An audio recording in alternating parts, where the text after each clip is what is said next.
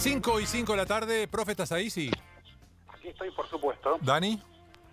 Acá estamos. Bien. Guido, ¿vos estás ahí? Acá estoy. Bueno, solamente estamos chequeando las distintas bases como si fuéramos un equipo de béisbol, porque vamos a charlar con Luis Ubeldía y bueno, queremos estar todos en línea. Luis Gonzalo Bonadio, ¿cómo estás? Muy bien, Gonzalo, y vos sos el gran líder, ¿no? No, yo soy, es mira, a mí me decían que era el seleccionado de Basile, porque está redondo en el medio. No, sí. ¿Cómo estás, Gonzalo? Bien, Luis, a ver, contame primero lo que le preguntamos a todo el mundo en estos días y siempre es interesante, Sí. que es cómo vas llevando este tiempo loco que estamos atestiguando todos, ¿no? Bueno, como la verdad que como se puede, creo que no escapa a ninguno de lo que estamos viviendo esta cuarentena, digamos, no sé, tratando de que los días pasen. A veces hay momentos donde uno se siente, es un término un poco fuerte, pero un inútil, encerrado, sin poder hacer lo que le gusta hacer habitualmente, lo que nos gusta hacer, y es un poco frustrante, ¿no? De todas maneras, a ver, quiero ser optimista, trato de sobrellevarlo de la mejor manera. Siempre pongo este ejemplo y se lo he dicho a varios futbolistas. Es una sensación similar a la que tuve cuando me tocó retirarme, ¿viste? Porque Claro. el deportista, y esto te lo pueden decir todo, y bueno, vos sabés bien de qué se trata, está acostumbrado a expresarse en su escenario natural, ¿no? En un campo de juego, a expresarse físicamente, obviamente que intelectualmente, pero en esta situación o cuando vos te retirás ya no lo podés hacer más y cuesta asimilar eso, ¿no? Porque lo que vos sabés hacer desde chiquito es lo que acabo de mencionar. Así que es una situación similar, con la ventaja, si se quiere, es que ahora los futbolistas pronto, o no tan pronto, pero van a estar en una cancha y sí tiene que servir para recapacitar y también para saber que en algún momento el fútbol, en lo que respecta a nuestro deporte, ¿no? El fútbol se termina y hay que prepararse porque la vida continúa. Así que un poquito lo que quiero decir es esta sensación que estoy teniendo ahora es muy similar a la que tuve allá por el 2003. A ver, Luis, a partir de esto, se me ocurren dos escenarios así como drásticos, ¿no? Bien desde los extremos. Uno, que lo que muchos sueñan desde cierto romanticismo, y es que esta pandemia la cuarentena nos lleve a recapacitar, a salir mejores de todo esto, lo que se podría graficar en cuanto a un plantel de fútbol, decir, miren muchachos, la vida es corta, la del futbolista más corta aún, ustedes saben que esto se puede truncar por un bicho en cualquier momento, vamos a jugar y vamos a hacer las cosas bien, a meterle onda, eso por un lado. Y por otro lado están quienes creen que muy por el contrario, esto va a potenciar cierta angustia detrás de un objetivo. Cierta urgencia más grande aún de la que ya tenemos. ¿Vos qué imaginás, Luis? Es difícil saberlo. La verdad, Gonzalo, es difícil. Somos individualistas. Si bien hay un punto donde tratamos de solidarizarnos con el otro, creo que en situaciones extremas tenemos esa condición de individualista, ¿no? Y me parece que bueno, yo creo que si no hay una estructura fuerte en todos los ámbitos, esto habrá pasado sin pena ni gloria, digamos.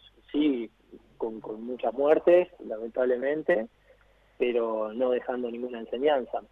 Yo, a ver, no quiero ser un soñador, pero sí sé que si no hay estructuras fuertes, es imposible poder organizarnos, ¿no? Más allá de que haya una pandemia o que desaparezca mañana y no venga más una enfermedad de este tipo, ¿no?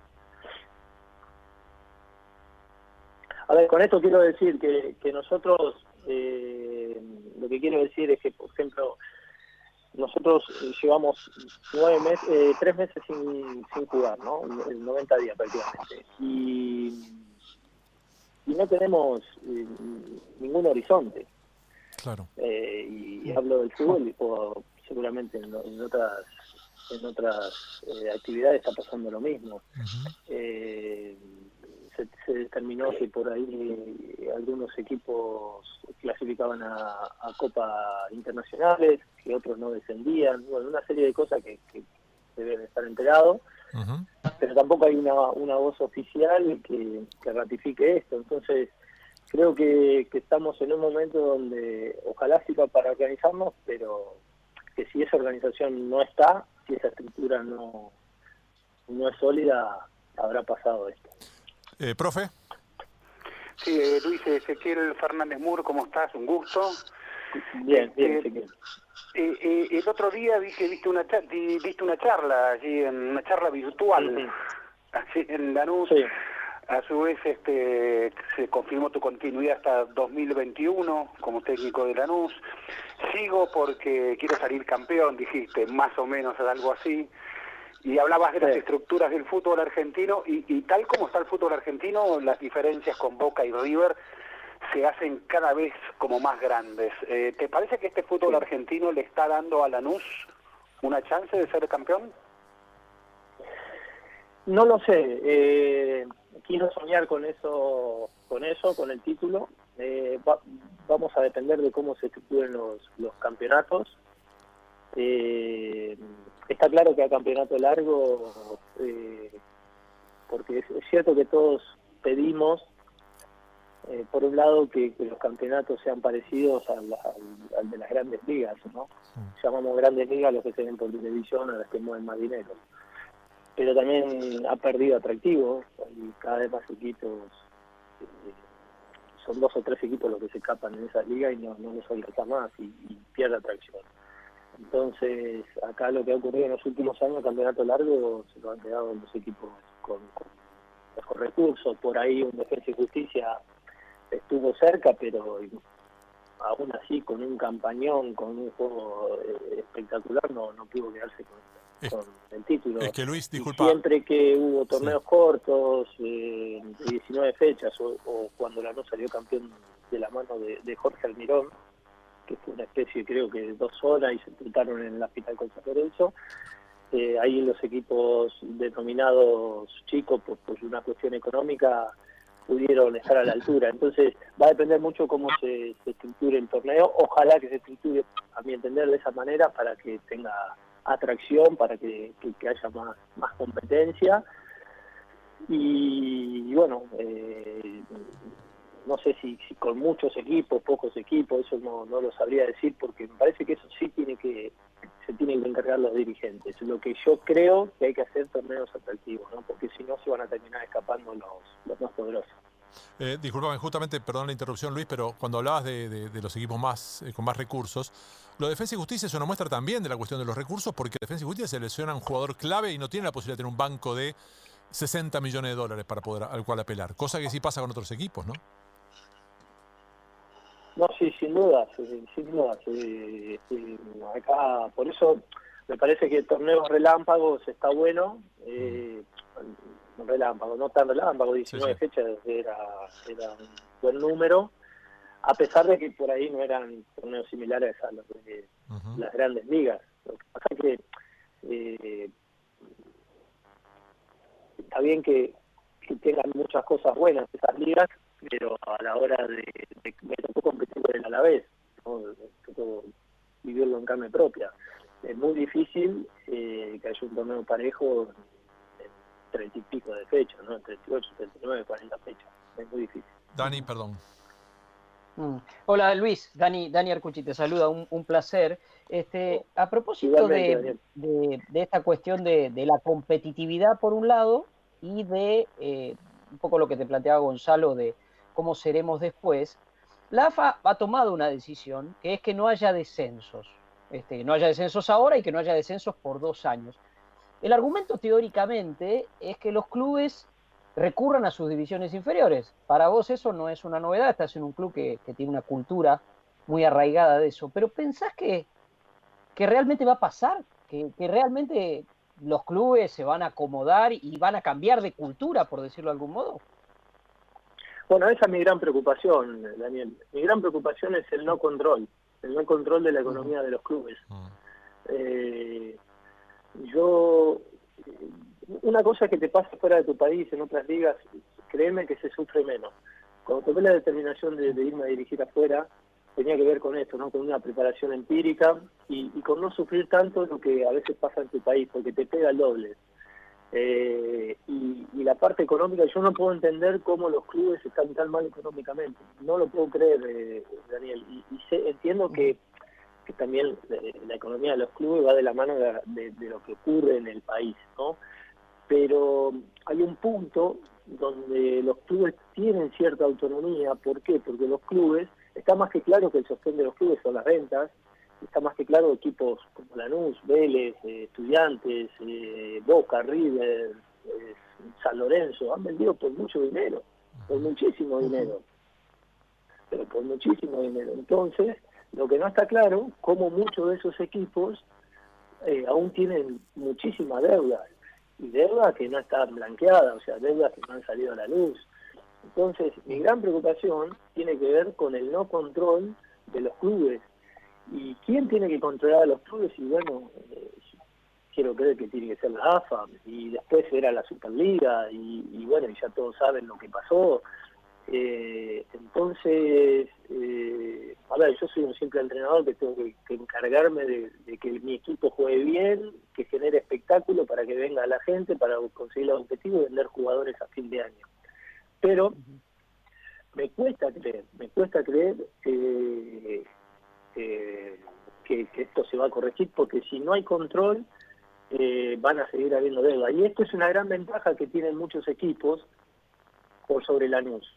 Porque cuando yo me siento a arreglar contrato con Lanús, o porque cuando yo me siento a traer jugadores, a contratar jugadores, a traer refuerzos, se me hace durísimo, se me hace muy duro, y armar un equipo fuerte, un equipo que pueda estar a la altura de lo que yo me imagino que es pelear el campeonato, se hace duro. ¿Por qué? Porque el jugador que yo quiero, por lo general se va a otros clubes, y después con el tiempo te enterás que esos clubes le deben, que no solo le deben a él, o le deben a muchísimos jugadores. No doy nombre porque no tiene sentido, porque es algo que pasa en nuestro país, que al final termina siendo una ventaja deportiva totalmente.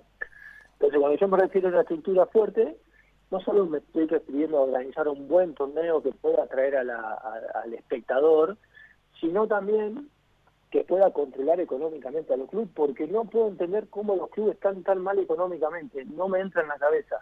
Vos vendiendo dos jugadores, un jugador por año de $5 millones, digamos un club como Lanús, ¿no? Podés, estamos hablando de entre 5 y 8 millones de dólares, podés solventar todos los gastos de un año. Y entonces vos digamos, como proyecto, vos te ves obligado a poner 2 o 3 jugadores que al corto, mediano, largo plazo los termines vendiendo, y empezar a hacer esa bicicleta, ¿no? Para poder mantener al día toda la estructura de un club.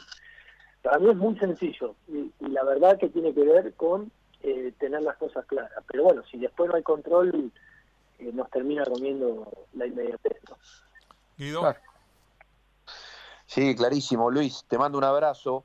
Es un poco la apuesta esto que tanto se habla en otros lados del fair play financiero, y que bueno, acá no, la verdad que no corre, o quiso correr en algún momento y no corre. Es imposible no vincular, Luis, esto que vos estás planteando con una sensación que yo creo que teníamos todos, y que bueno, resuena mucho más porque lo dijo el presidente, de una especie de que el fútbol argentino es muy atractivo, es muy pasional, es muy competitivo, pero que es un poco el camino al andar constante. Hoy tengo esto, bueno, implemento rápidamente, son todos manotazos, de 25 equipos, 30, 22, 4 descensos, 3 descensos, una promoción, es todo medio en el día a día. Y creo que fue, más allá del ruido que pudo haber hecho la declaración, por esto que vos decís, entiendo que probablemente estés de acuerdo también. Sí, sin duda, porque, a ver, hasta que el otro día lo escuché me sorprendió, porque uno, la verdad, no estoy informado de qué tanta conexión hay entre el Estado o en este caso el presidente y los clubes, ¿no? Y los dirigentes. Pero es cierto que nos golpea y sobre todo, bueno, ustedes también están en todo el ambiente que rodea el fútbol, que está dentro del fútbol, y termina golpeando la incertidumbre que existe. Entendemos lo de la pandemia, entendemos esta situación a nivel mundial, pero creo que se agrava muchísimo más con esto que acabo de mencionar, ¿no? Con no tener claro la estructura de los campeonatos, con la clasificación del escritorio, con clasificación o no descenso del escritorio, ¿no? Con no controlar la economía de los clubes. Bueno, si es, digamos, si es una elección democrática entre todos los dirigentes y se termina decidiendo por la mayoría, está perfecto. Yo no voy a andar opinando sobre una función que no me corresponde, pero sí lo que se está manifestando es esto que acabamos de mencionar y un poco lo que dijo la otra vez Alberto, ¿no? Claro, a ver, Luis, es cierto, es interesante, uno tiene que aceptar cuando hay una mayoría de voluntades que se expresan de una determinada manera, más aún cuando son personas con responsabilidades de la dimensión de ser, por ejemplo, presidente de un club o delegado de un club ante la AFA. Ahora, el problema está en cuando hace 2 años te explicaban como verdad revelada que la solución del fútbol argentino era la Superliga y 2 años después la misma persona te dice que era una porquería. Sí, no, nosotros la verdad que nos aferramos siempre a que esto puede cambiar y en algún punto es solo organización, ¿no? O sea, es algo esencial para que funcione. Yo, la verdad, conozco mucho el mundo Lanús, sí, y el otro club donde me ha tocado dirigir es Racing, conozco muy bien a Víctor Blanco, o sea, que a Racing me esté yendo muy bien, no es casualidad. En términos económicos, ¿no? Claro. No quiero entrar en el detalle cómo están en el interno y demás. Pero en términos económicos no me cabe ninguna duda de la capacidad de Víctor Blanco, como tampoco me cabe ninguna duda de Nicolás Russo y de todos los dirigentes de Lanús, que han hecho de un club de barrio a una potencia. Entonces digo, y me parece que tiene que ver con esto, ¿no? Con estar organizados. Después hay un ente que tiene que regular a todos los clubes, que tiene que tratar de, me parece, hacer justicia con el fair play financiero, con un montón de cuestiones, y bueno, ahí es donde tiene que la Asociación del Fútbol Argentino una vez por todas organizarse, ¿no? Que por ahí, y esto no es una crítica al presidente, por ahí lo están haciendo, pero todavía obviamente no se ha podido ver eso. Y pedimos el grito por el bien de nuestro fútbol, de nuestro país, porque después hay otra parte importante, ¿no? O sea, el fútbol para Argentina es muy importante. ¿A cuánta gente le da trabajo el fútbol? Un montón. Muchísima, pero sí, muchísima gente. Entonces, no es solo un espectáculo para divertirse. El fútbol le da muchísimo fuente de trabajo al ciudadano argentino. Es cierto, pero justamente iba a pensar en un club como Lanús, que es un club que tiene parte de lo ejemplar que tiene, que es un club de una ciudad, un club absolutamente social, más allá del fútbol, que es lo que más te importa naturalmente, por ser tu labor y tu pasión. Pero pensaba desde otro lugar que también a muchísima gente, no sé si más o menos que al fútbol, le da de vivir la existencia del club. Y ayer, por ejemplo, destacábamos que Newell's, por estar en un distrito que está bastante cómodo respecto al coronavirus, ayer pudo empezar ciertas actividades pese a que el fútbol no arranca. ¿Vos te imaginás que empiece la actividad en los clubes antes que la actividad del fútbol en esos clubes en la zona del AMBA? Y porque también tiene que ver un poco con cómo nos comportemos nosotros, ¿no? Porque vamos a suponer, el club realiza un protocolo para el socio y demás, después hay que ver el comportamiento del ciudadano, ¿no? Claro. Nosotros somos difíciles de gestionar. Yo me pongo en la piel del presidente de la nación y digo, qué heterogéneos somos, ¿no? O sea, somos... por no decir que complicado, ¿no? Muy difícil de gestionar. Por no decir que complicado, claro. Entonces, yendo al fútbol, yo creo que el primer pasito que debe... Yendo al fútbol, no tanto las actividades sociales, porque es algo más complejo que voy a hablar por hablar. Okay. Yendo al fútbol, sí me parece que el primer pasito que deberíamos dar es por ahí ir a entrenar 3 veces a la semana, cosa de que tengan un día de 2 o 3 días para poder higienizar, ¿no? De un entrenamiento a otro. Claro. Me parece que eso sería lo ideal, pero bueno, con respecto a lo social, y un poco volviendo al tema anterior, Lanús tiene 700, 800 empleados. Claro. Dentro de lo que es la institución. Entonces, mover esa cantidad con el efecto que causa esta pandemia me parece hoy un poco peligroso, sobre todo en la situación que está el AMBA, ¿no? Profe. Luis, estudiaste periodismo deportivo, creo que estuviste ahí estás casi ahí por recibirte, más o menos, ¿no? Soy un psicólogo. ¿Y tu mujer también es periodista o comunicación social? ¿Estudió tu mujer también? Sí, en la UBA. Sí, en la UBA. Bueno, entonces con toda esa formación, con todo ese background que tenés, me gustaría escuchar tu mirada sobre el periodismo. En la pandemia tal vez pudiste escucharnos más, leer más. ¡Qué desgracia! Te digo primero que este programa no considera ninguna crítica que sea un ataque a la libertad de expresión, etcétera, etcétera, sino que es bienvenida. Pero bueno, no. ¿Qué mirada tenés vos del periodismo? Bueno, hay de todo, ¿no? Yo creo que después, en definitiva, me parece que hay que escuchar a todos, en principio, y después tomar la decisión de quedarte con el que vos te sientes identificado, ¿no? También es cierto que, yo no sé, ustedes ya tienen sus años y saben el poder que tienen a la hora de decir algo, ¿no? Pero quizás cuando se empieza, muchos periodistas jóvenes no tienen la noción del poder que se tiene cuando se dice algo, ¿no? Muy livianamente.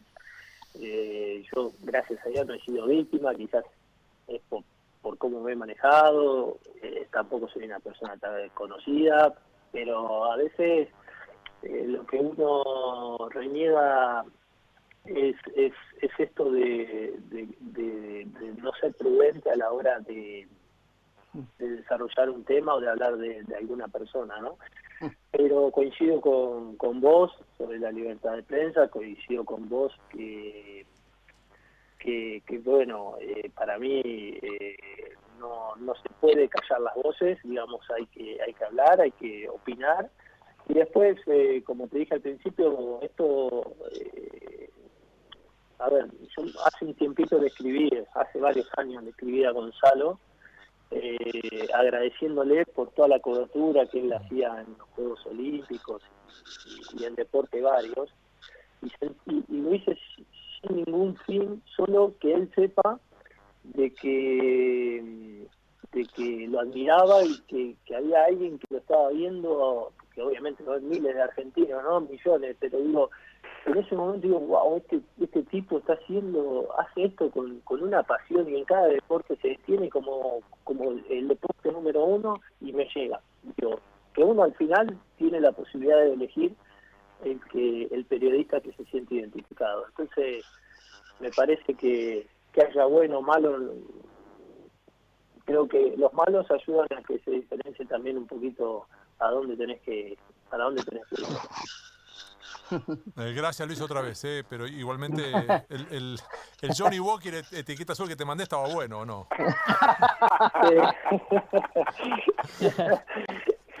Es que ¿sabe qué pasa, Gonzalo? Que si sigue esta pandemia voy a tener que ir para el número de ustedes. Absolutamente. Sí. Sería muy bienvenido. Vos sabés que cuando Ezequiel te decía que acá no solamente la libertad de prensa, sino que aceptamos críticas, es porque con las discrepancias y con las discusiones que podemos tener entre nosotros, esta cosa de no hay que hacer periodismo de periodistas es un argumento bastante cómodo. O sea, yo puedo ser periodismo de pesistas, de ministros o de arquero de fútbol, pero no puedo ser periodismo de mí mismo. Es como raro, ¿no? Sí, es raro.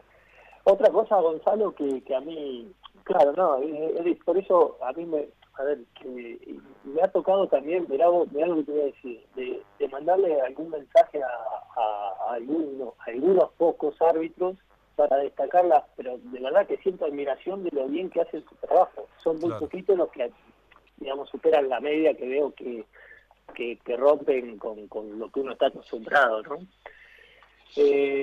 Porque claro, hay uno se mira al espejo y realmente no puede abrir un juicio, es difícil hablar de uno mismo o saber dónde está parado. Entonces siempre la palabra de alguien que por ahí no tiene nada que ver con nosotros está muy bueno. Lo que quería decir era el siguiente, que la fuerza, ustedes son de televisión también, los medios gráficos, la fuerza que tiene la radio es impresionante. La radio sigue siendo la radio. Dani. Y yo estoy hablando con ustedes y bueno, por más que cada uno por ahí están divididos ahora, pero la imaginación vuela y ese es el poder de la radio, ¿no? Dani. Luis, como no me elogiaste a mí, lo elogiaste a Gonzalo, ahora te voy a ir al tobillo con la pregunta. Vos sos un atleta ahora. Estoy celoso. ¿No? Claro, él es un atleta, un fakir atleta. Bueno, todo un poco. No, Luis, vos sabés que, y recién mencionaste Sí, te escucho. No, que te vamos a ir a cubrir a Estados Unidos, donde vayas. Digamos, ahora vos sos el atleta deportista. Está bien, invitadísimo.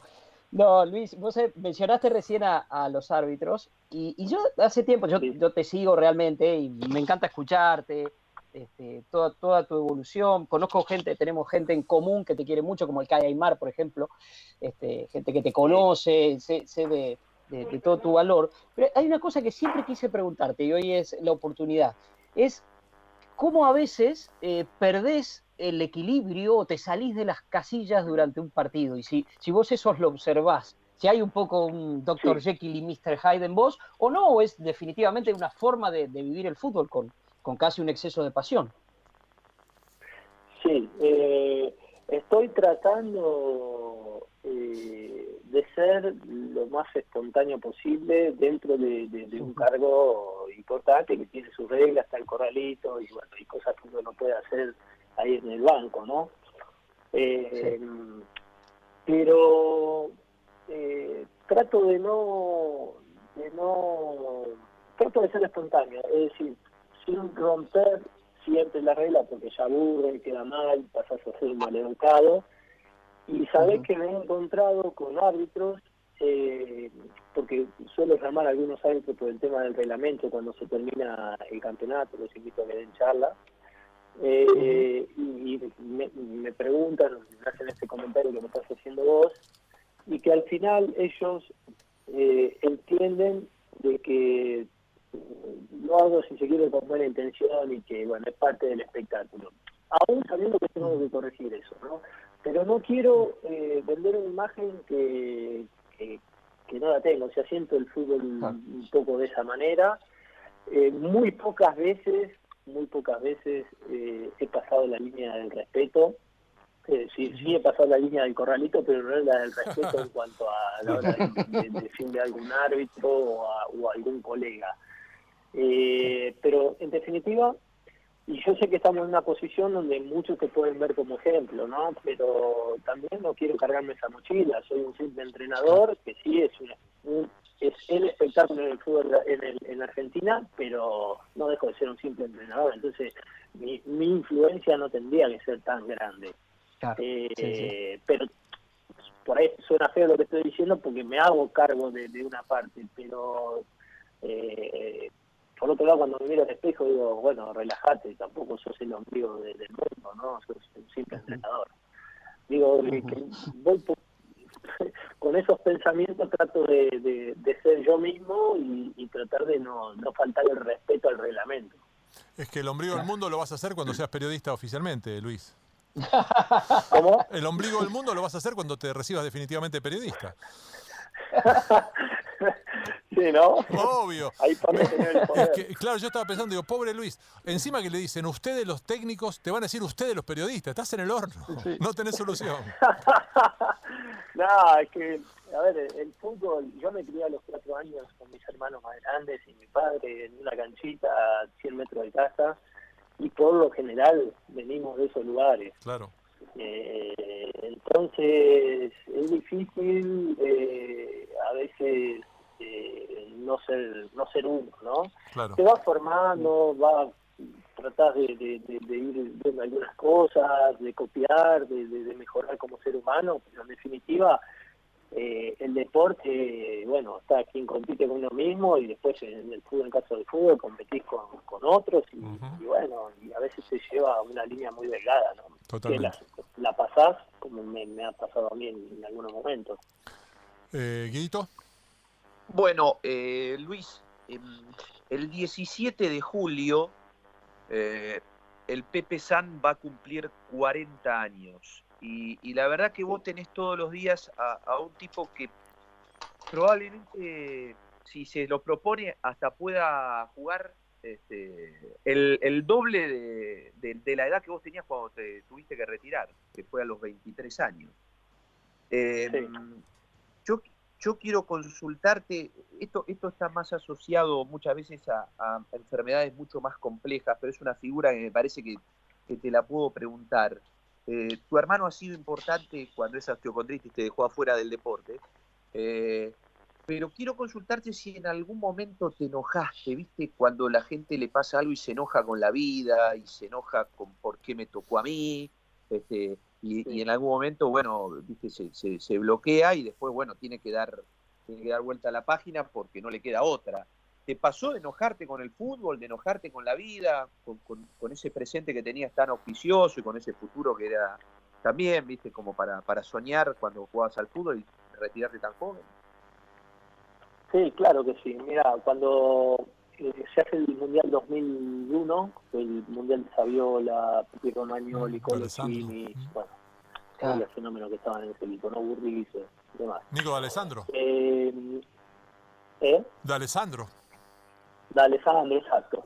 Yo digo, un equipazo que se hizo acá, en Argentina. Yo estaba dentro de la lista, una semana antes me apareció un dolor en la rodilla y bueno, no pude jugar ese mundial. Recuerdo que antes de irme del predio y volverme a mi casa, leo un medio gráfico y aparece en la sección de Lanús que el Inter me quería comprar por 4 o 5 millones de dólares, no recuerdo bien la cifra. Cuando leí eso, bueno, fue una linda infección porque el día anterior me habían desafectado por la rodilla, ¿no? Por la lesión. Entonces, toda esa etapa, claro, imagínate, de leer eso en el medio gráfico, de tener el mundial a mi alcance y demás, no, con el paso del tiempo veía que no volvía más a una cancha. A partir de ahí, claro que estuve enojado con la vida, con todos. ¿Qué es lo que pasa? Una vez que esa etapa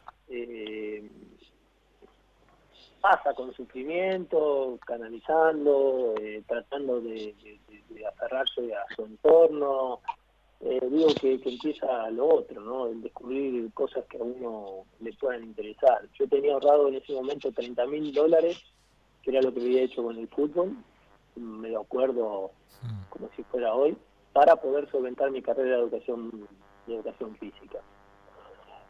No tenía claro qué quería hacer ser entrenador, pero no sabía si estudiar primero educación física y después ir a empezar a trabajar como entrenador. Y como Lanús me ofreció enseguida trabajar, este dinero lo ahorré para poder comprarme mi primer techo. Entonces lo que quiero decir es que es normal que uno sufra, es normal que uno esté peleado con la vida, con el deporte, con el que sea, pero si tengo que sugerir algo es tener un buen entorno, saber con quién uno quiere estar. Y eso es una de las virtudes que he tenido, ¿no? No solo tengo una gran familia, padre, madre, hermanos, sino también que he elegido bien con las pocas personas que quiero estar.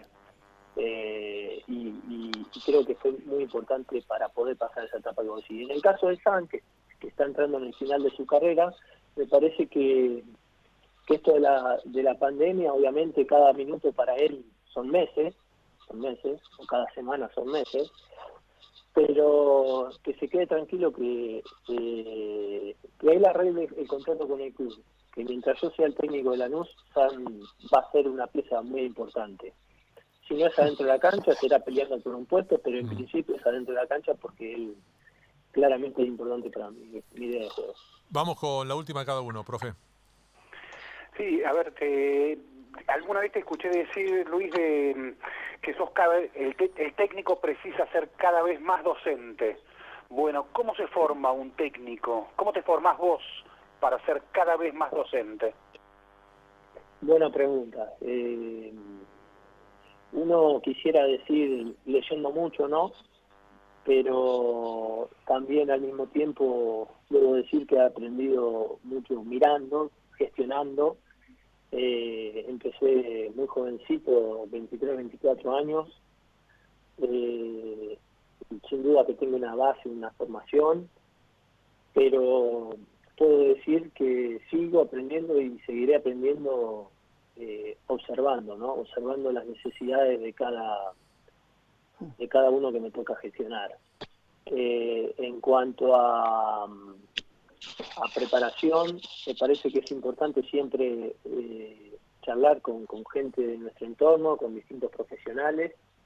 He tenido la suerte de conocer a Marcelo Roffé allá por el 2000. Me ayudó mucho también a pasar la etapa del retiro y también en mis primeros años como entrenador y bueno, por citar un contacto que tengo que te abre la cabeza y te ayuda también a gestionar, pero me parece que es muy importante tener un buen cuerpo técnico, de vuelta con esto que acabo de mencionar, que con las personas que vos te rodeás y estar, digamos, estar pendiente de cada uno de nuestros jugadores, ¿no? Pero no solo para que mejore el golpeo, para que mejore las cuestiones tácticas, o si vamos a hacer un juego asociado, un juego de vertical, juego directo, no, sino más bien para que ellos sepan que uno está para lo que lo necesitan, ¿no? Así que si yo tengo que decir cómo me preparo, viendo, de estar atento al día a día, al minuto a minuto. Por eso he decidido trabajar en Ecuador, en Colombia, en España, en México, en Paraguay, y cuando termine mi etapa en Lanús seguiré recorriendo distintas partes del mundo porque para mí es lo que te hace abrir la cabeza.